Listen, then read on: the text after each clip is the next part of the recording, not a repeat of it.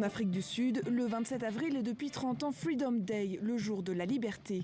Une date inscrite à jamais comme celle qui a permis aux Sud-Africains non blancs de s'émanciper et à la nation de se réconcilier.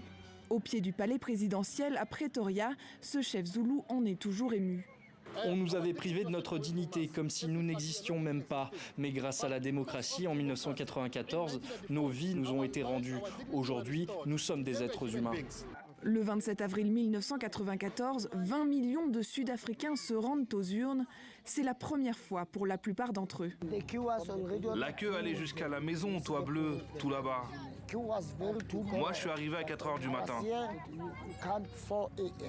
Ramodissé avait 25 ans lorsqu'il a voté pour la première fois dans ce bureau de vote, dans l'école de son quartier à Soweto, un jour ancré dans sa mémoire.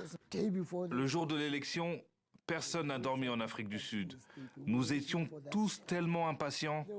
On dansait, on chantait, et une fois qu'on a mis le bulletin dans l'urne, on s'est senti libre. On se disait, ça y est, c'est bon, je suis libre. Il faudra 4 jours pour permettre à tous les Sud-Africains de voter.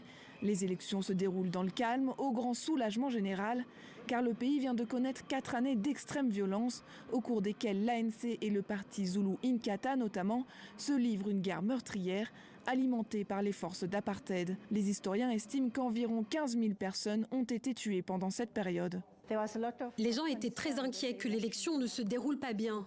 Certains avaient stocké des boîtes de conserve. Il y avait une réelle crainte, particulièrement dans la communauté blanche.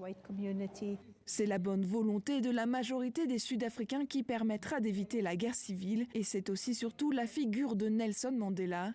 Au plus fort des violences, il saura trouver les mots pour apaiser et rassurer la nation avant d'être élu et de donner naissance à cette nouvelle Afrique du Sud arc-en-ciel.